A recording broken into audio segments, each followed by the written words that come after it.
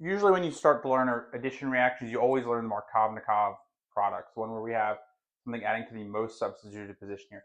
But hydroboration is when we add an alcohol at the least substituted position. And well, for one, we achieve this by not using a carbocation mechanism. So this is what makes this a useful tool. The guy who discovered this, I think, was at Purdue, maybe like the 60s or something. He got a Nobel Prize for it. Anyway, so we use borane, which is BH3, in THF. But this is, sometimes it's written like this with a dot because it's actually a complex. Because BH3 is electron deficient. Here, because, let me write this a little better. Because boron only has like 3 valence electrons because of where it is. This is what BH3 looks like. This doesn't have an octet. So it's looking for an octet. It's a big Lewis acid and it wants electrons. So what it does when we have with THF, we form like kind of a complex there where then we have a plus on this oxygen and a minus on our boron right there. So that's much more stable because otherwise it exists as diborane, which is, I think, like explodey. And that's the reason why you see it in THFs. Not only, or maybe you're using it as a solvent, but it's this complex to be in a more usable, stable form. But when we talk about the reaction, we just kind of show it as BH3. So, like I said, the reason this is, and this adds, so this boron is so, I'm going to have just BH2 here, is so electron deficient, it's, or borane, I'm sorry, it's wanting those electrons, it's an electrophile. So it's going to take some of these electrons from our pi bond here. We're going to get a partial negative on our boron atom. I know it kind of looks like it's on the hydrogen, but it's on the boron. Now, when this happens, these electrons are getting kind of sucked out this way. We get a partial positive on this most substituted carbon. Because similarly to why a carbocation is more stable there, it's the same reason why a partial positive is more stable there. So that is why the boron adds to this side. Because if we did it the other way, the partial positive would be on this primary end, or soon to be primary end, and it's not as stable. Additionally, now this right here isn't terribly hindered. We just have a simple protein.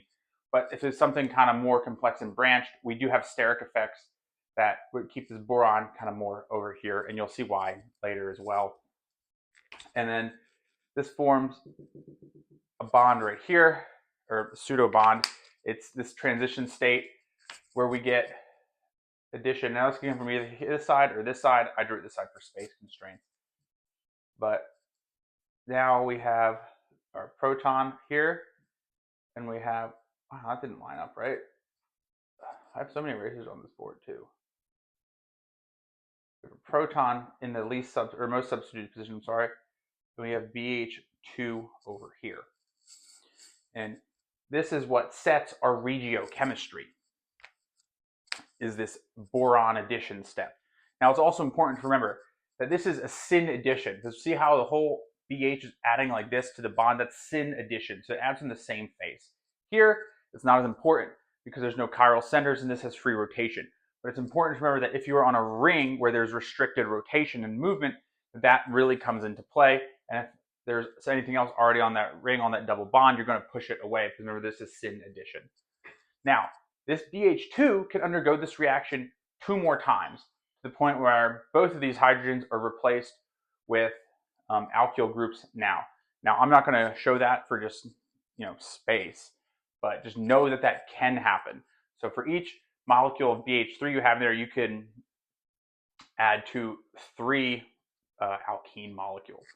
Now, this is the first step. The second step is where we get this off with peroxide and sodium hydroxide. And this is a mechanism that gets a little confusing. So bear with me because sometimes I even confuse myself a little bit sometimes. So the first thing that happens is we have peroxide. Okay, simple peroxide. And we're going to deprotonate that with sodium hydroxide, over the hydroxide. And then we're going to kick this up and we're going to make that I believe a hydroperoxide ion. So, and this creates this right here. That's our hydroperoxide. And what happens then is this hydroperoxide comes and adds to our boron. Remember, boron is still electron deficient. It wants those electrons. Like, give me that shit. Can't help itself. And so then what we have is we have this negatively charged boron species, where I'm just going to have BH2, and I'm going to have our alkyl group here. Oop, need one more. And we have our peroxide. The next thing that happens is this R group migrates, okay, to kick off. This is where, like I said, I lose myself for a second. And I'm sorry, this is an R, this is an H. Almost drew another R. My goodness, let me get my good eraser. Our R group which is the R group in this case, is our alkyl group. It's going to migrate to here. We're going to kick this off. And so what does that give us? That gives us BH2. Now, oxygen bound to our alkyl groups. 1, 2, 3. Yeah, 1, 2, 3. Yeah, that's right. And now we have hydroxide again. So that got regenerated. Then the next step is for this happens again until if you have the multiple alkyl groups in here. Remember, this can happen 3 times. And the next thing happens, you have to form a hydrolysis of that ester. So this boron ester, borate ester, I guess you call it. So this comes back, and we form. Let me see how much space I got on the video. Form this BH2, OH, and then O. 1, 2, 3. And then what happens is, remember, this boron, I should have said this here, boron has a negative charge. And so what we do is we give these electrons back to here, and we actually create an alkoxide ion for a second, the negative charge. And then, because the sodium hydroxide is in water, it's in solution, it's not just solid. There is some water floating around. And also, remember, in the first step, we created water too. So it's going to come, pluck one of those hydrogens, and then we get our Anti Markovnikov alcohol. Now, I'm going to erase this for a second. We're going to go over the stereochemistry. Remember, this is syn addition on a cyclic system. So screenshot this if you need. I know this is a little convoluted. And don't worry, because I struggle with it myself sometimes.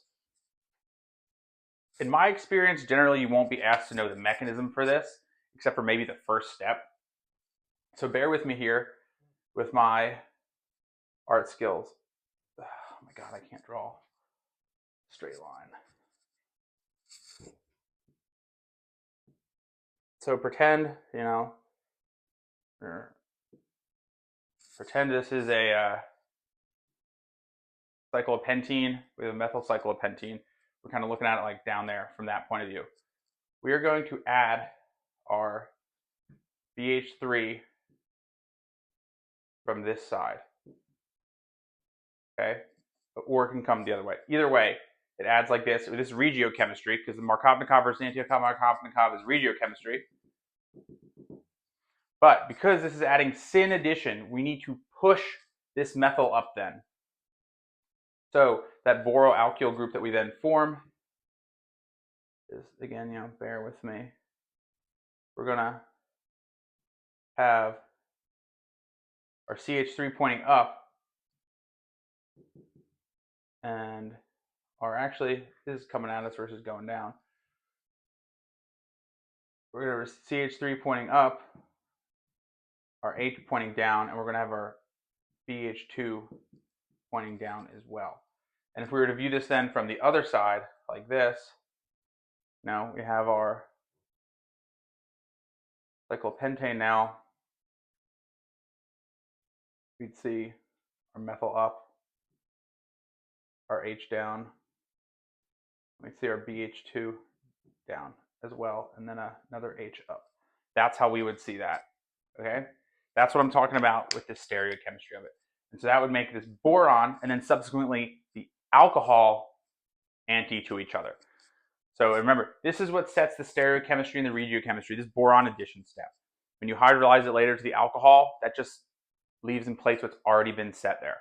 So I know some people get confused and they're like, oh, anytime I see peroxide, that causes Anti Markovnikov addition, because they're thinking of Anti Markovnikov addition of HBr. And now, you're right, there is peroxide in both of those, but it's for different reasons. So I don't want you to think that. But if you enjoyed, this or found this was helpful, please, hit that follow button and stay tuned for more organic chemistry.